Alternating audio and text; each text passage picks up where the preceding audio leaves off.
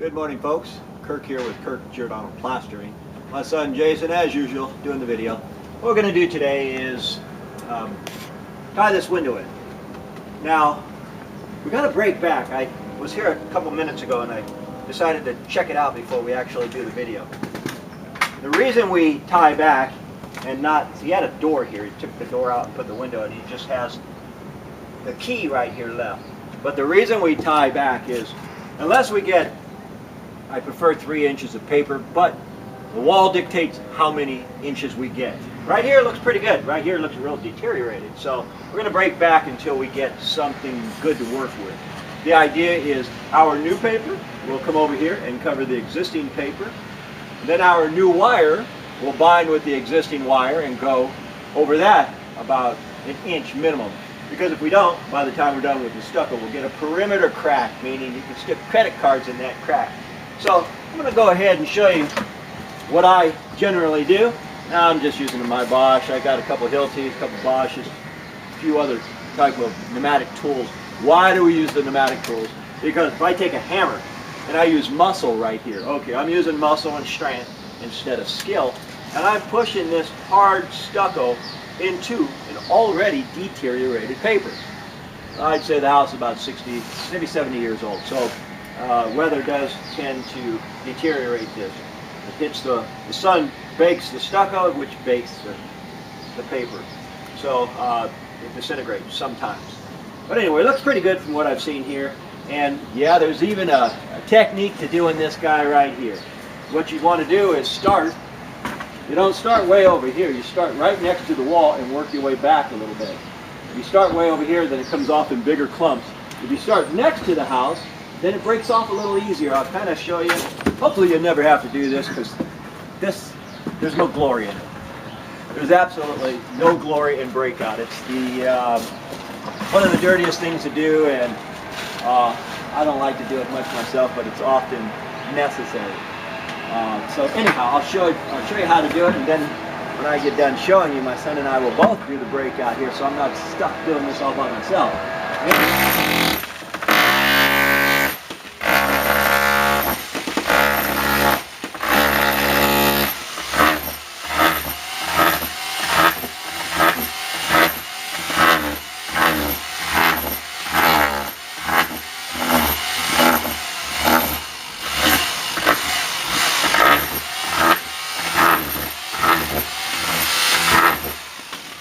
You get the idea. And the idea is, once we break out, we're going to pull this wire way over here and put our new paper, although it's got a peel and stick on here, it's pretty good.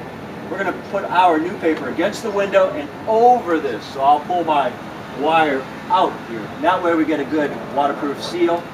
And of course we'll fuse this window together with Sikaflex polyurethane caulking. Now this stuff here, you know it's a good caulking if you can take 3 drops, put it on 2 bricks, and the next day you can't pull them apart. It's easy to do with wood, but with a porous product, it's got to be good to hold bricks together. I've been using this for 10, 15 years, something like that. But anyway, when we're done with the paper here to here, we fuse the paper to the window. And this stuff is so strong, it not only waterproofs, but it fuses it, it melts it, bonds it really well to this window. Okay, well, I'm about to finish doing this. While I'm showing you, I'm not wearing a mask. Wear a mask, wear glasses, goggles, sunglasses, because this stuff goes all over the place and it gets in your eye. And if you're not wearing a mask, you'll be coughing at night, not to mention whatever else is in the material, and then you're spitting that stuff out at night. So wear a mask, wear goggles. All right, I'm going to get back to it. And Jay, you can go ahead and turn that thing off and give me a hand breaking this stuff out. Alright guys, we've done the boring work of breaking it all out. Now that we've broke it all out, I can see what I got to work with. Paper's in pretty good condition. I see a couple things wrong here. This paper here, this is a 30-pound felt, needs to go under here, so I am going to go under here. But I'm also going to put 2 more layers of grade D over everything. My grade D is going to go under this and on top of this, which actually looks pretty good, real good condition. Okay, my new paper is going to go under this existing paper. That's why we break out. had a couple issues here, such as the door here is just set in, so I'm going to caulk this area right here prior to doing the paper. Then I'm going to put paper here to this stud here, and granted, see if you can come on over here today. Now granted, it'd be nicer if the stud wasn't here, but because it is, that's okay. We're going to take it down to here, and I'm going to fuse this paper to our paper with some caulking first. And here I had to pull off a brace because the arm was right here and I couldn't get the paper. You always got to improvise when you come to these kind of jobs. It's starting to drizzle down rain on us, but fortunately the work is under the eave here. It's no big deal. We'll get a little wet, but add a little excitement to the day. And lastly, there's no Z-flashing up on this window. A lot of window manufacturers require them, some don't. I always prefer when they do have a Z-flashing. But because there's none, I'm going to use a peel and stick, come here and make my own, but you just won't see it. Or actually there is a Z-flash. Scratch that. Some window manufacturers call for them, some don't. We just did a parapet house, 22 windows, and I kind of requested that they call the window manufacturer and get some Z-flashing. Window manufacturer called back and sent us written letters. The Z-flashing are simply not required, but I prefer it when there is, especially on parapet houses with no eaves. This has eaves, so it's blocking the water. Alright guys, enough of this boring stuff. We're going to go ahead and paper it. I'm going to caulk all the seams.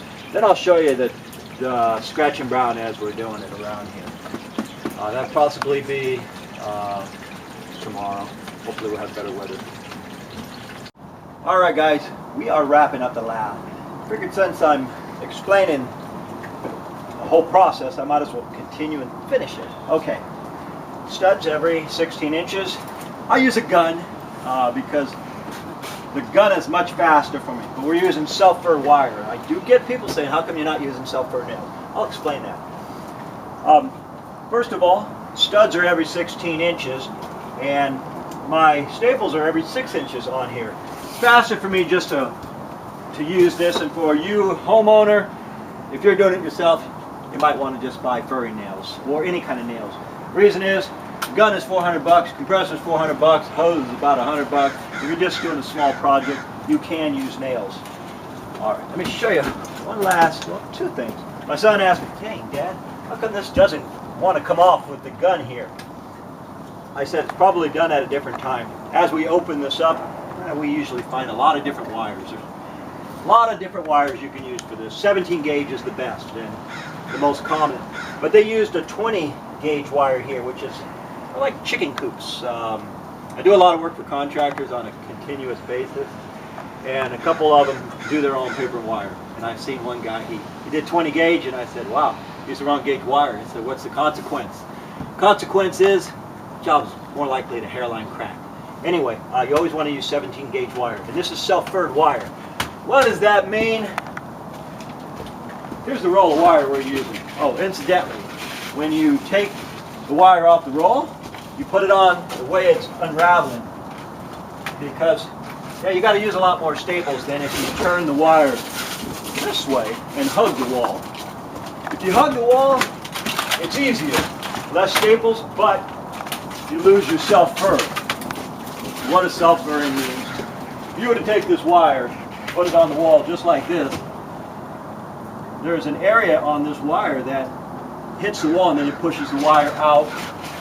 I guess I could explain it better with dobies. You're doing concrete work and you got your rebar there. If you put your rebar directly on the ground and pour concrete, well, it's useless. It has no purpose. But if you put dobies under the rebar, and say you're pouring 4-inch slab, the rebar is 2 inches where it's dead set in the middle, has 10 times the strength. Same applies to this. I had a lot of guys say, it doesn't matter which way you put the wire. It does matter. Anyway, there it is.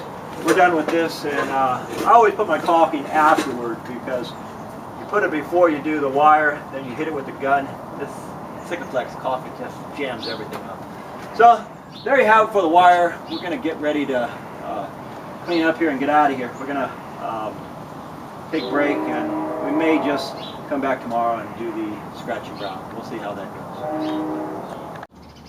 Alright guys, doing the first coat right here, which I'm actually using a premium cement and a product called Luminite.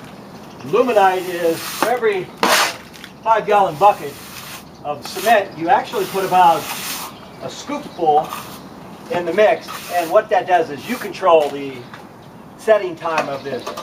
And when I use Luminite, I don't have to scratch it like this. Say if we were doing a whole house, I'd scratch the whole house like this, and we come back after 48 hours after it cures, but we're doing it all one shot. So premium cement with Luminite. I buy it at Alta Building Supply, located in Oakland. That way I can be competitive when I bid little projects like this, because if I have to make more than 3 trips, I can't be too competitive.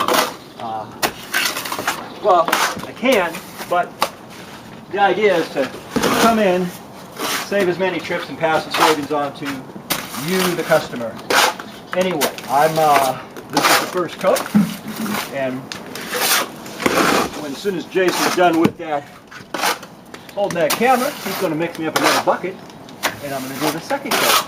In fact, I still have some mud right here, where I'm going to go ahead and do a second coat right now.